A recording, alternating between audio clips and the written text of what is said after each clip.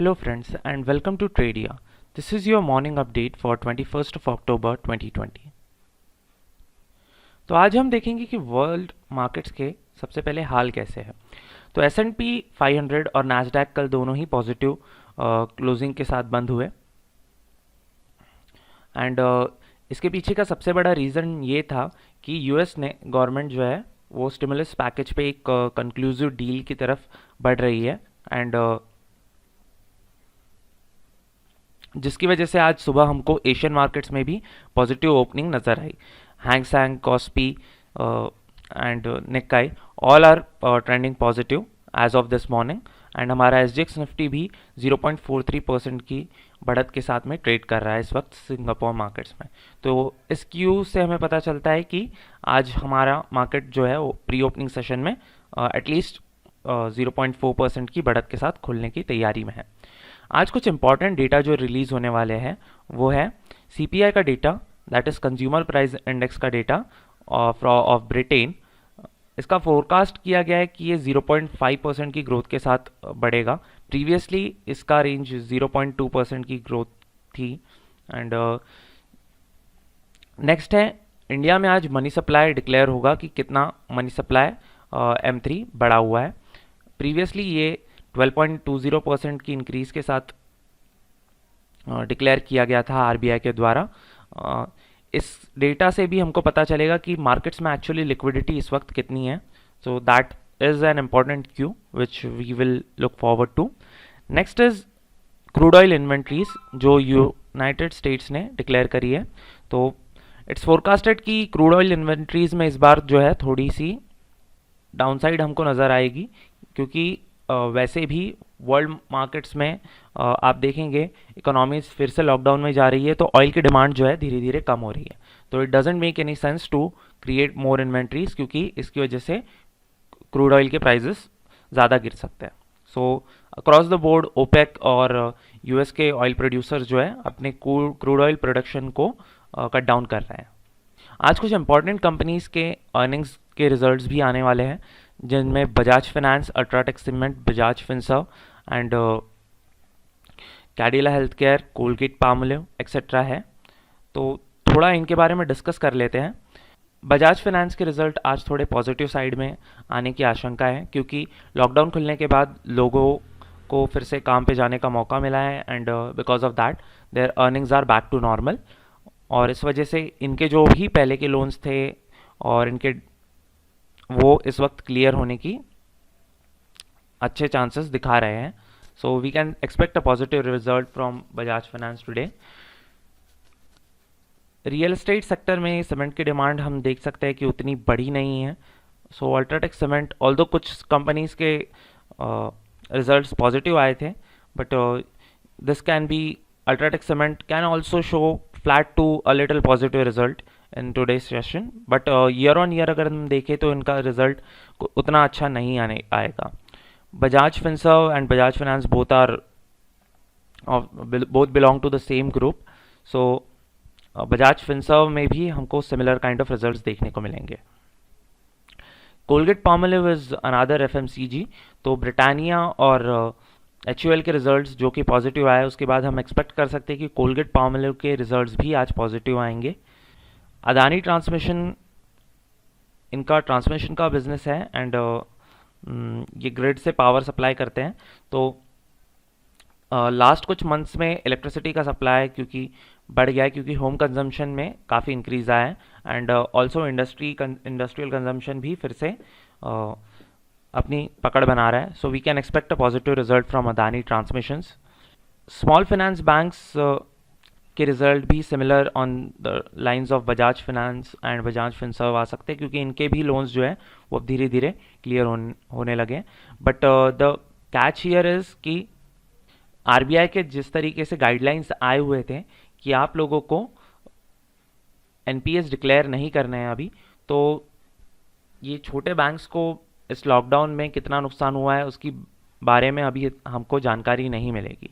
तो एक whole picture हमको इस बार नज़र नहीं आएगी, बट क्योंकि बाकी बैंक्स को हम देख सकते हैं सबकी लोन बुक्स एंड डिपॉजिट्स में इंक्रीज आया है, तो वी कैन एक्सपेक्ट कि AU स्मॉल फाइनेंस बैंक के साथ भी ऐसा ही कुछ होने के चांसेस हैं। Next I will discuss KPIT। KPIT is an IT company and IT companies में इस बार मिक्स्ड रिजल्ट्स आ रहे हैं। कुछ कंपनीज बहुत अच्छा कर रही है एंड कुछ कंपनीज उतना अच्छा नहीं कर पा रही हैं। तो KPIT में भी एक मिक्स्ड रिजल्ट रहने के चांसेस हैं। ऑल्दो क्योंकि इनका मेन बिजनेस जो है ऑटो कंपनीज के लिए सॉफ्टवेयर्स और सिमुलेशंस का काम है, तो ये कंपनी क्योंकि ऑटो सेक्टर ही उतना अच्छे से परफॉर्म नहीं कर रहा था लास्ट क्वार्टर में, तो इट्स पॉसिबल कि KPIT भी उतना अच्छा परफॉर्म ना करे। तो एक flat to little slightly positive result आने के चांसेस यहाँ पे भी हमको देखने को मिल सकते हैं। Same is the case with Birla soft. It is also mid cap software company. So KPIT and Birla soft दोनों में ही सिमिलर काइंड ऑफ रिजल्ट्स हमको देखने को मिल सकते हैं। JK टायर का रिजल्ट भी फ्लैट आने के चांसेस हैं। ऑल्दो लास्ट क्वार्टर में हम देख सकते हैं कि ऑटो सेल्स थोड़ा बढ़ा है, बट टायर सेल्स जो कि रेगुलर कस्टमर्स की वजह से होता था उसमें उतना ज़्यादा इम्प्रूवमेंट नहीं आया, क्योंकि ट्रांसपोर्टेशन पूरी तरीके से लॉकडाउन के कारण एंड अफेक्ट हो गया था। So flat to positive result आने के चांसेस हैं। हो सकता है स्लाइटली नेगेटिव रिजल्ट्स भी JK टायर शो कर सकता है। कुछ इंपॉर्टेंट न्यूज़ हम डिस्कस कर लेते हैं आज की। तो house of representatives Nancy Pelosi का कहना है कि डेमोक्रेट्स के साथ में इन्होंने एक डील की तरफ में बात बढ़ाई है एंड हो सकता है कि US जो है अपना स्टिमुलस पैकेज एक डिक्लेयर कर दे, जिसकी वजह से वर्ल्ड मार्केट्स में भी आज हमको पॉजिटिविटी नज़र आ रही है, जैसा कि मैंने थोड़ी देर पहले एक्सप्लेन किया था। इंडियन गवर्नमेंट जो है अपना 15% स्टेक रेलवे विकास निगम लिमिटेड में फॉर सेल ऑफर के थ्रू बेचने की तैयारी में है। सो this is a good news, क्योंकि गवर्नमेंट इंटरवेंशन अब उतना नहीं रहेगा अगर स्टेक्स डाइल्यूट होते हैं। तो म्यूचुअल फंड कंपनीज और अल्टरनेट इन्वेस्टमेंट फंड्स जो है उनको अब नए टैक्स लॉस के एम्बिट में लेकर आया गया है, तो इनको 0.1% टैक्स जो है एट द सोर्स कलेक्ट करना पड़ेगा। तो इससे थोड़ा सा इनके बिजनेस पे इफेक्ट पड़ सकता है, विच इज़ नेगेटिव। तो म्यूचुअल फंड कंपनीज के ऊपर आज नज़र रखिए आप। नेक्स्ट इज जैसे HDFC, AMC etcetera. Next is Equitas small finance bank. Equitas small finance bank ने अपना एक IPO डिक्लेयर किया था, जो 40% कल ही के दिन सब्सक्राइब हुआ था and the price band for this IPO is 32 to 33 rupees. L&T infotech के नतीजे आए एंड L&T ने डिक्लेयर किया है कि 26.7% इंक्रीज़ है इनके रेवेन्यूज़ में, और इसी के साथ इन्होंने एक डिविडेंड भी डिक्लेयर किया है 15 रुपीज़ का। तो कल की न्यूज़ में जैसे कि मैंने डिक्लेयर किया था कि अगर पॉजिटिव रिजल्ट आते हैं या फिर स्लाइटली पॉजिटिव रिजल्ट भी आते हैं तो इनको एक डिविडेंड डिक्लेयर करना बनता है, क्योंकि जो इनकी होल्डिंग कंपनी है L&T, उनके रिजल्ट्स उतने अच्छे नहीं आएंगे, क्योंकि इंफ्रास्ट्रक्चर सेक्टर जो है लॉकडाउन के कारण बहुत ज़्यादा अफेक्ट हुआ है।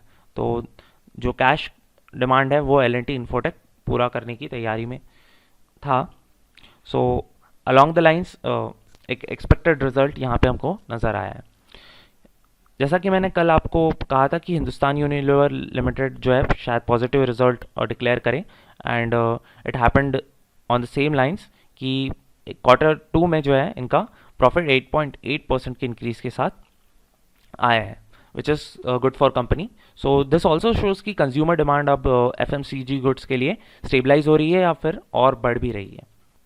DGTR ने रिकमेंड किया है कि वो एंटी डंपिंग ड्यूटी जो है FKM इम्पोर्ट्स के ऊपर अभी भी लागू रखेगी।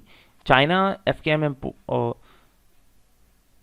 सबसे ज़्यादा एक्सपोर्ट करता है इंडिया में, एंड गवर्नमेंट के इस वक्त थोड़े से एंटी चाइना स्टैंड की वजह से भी हम देख सकते हैं कि चाइनीज़ इंपोर्ट्स के ऊपर में काफ़ी ज़्यादा एंटी डंपिंग ड्यूटीज़ लगाई जा रही है।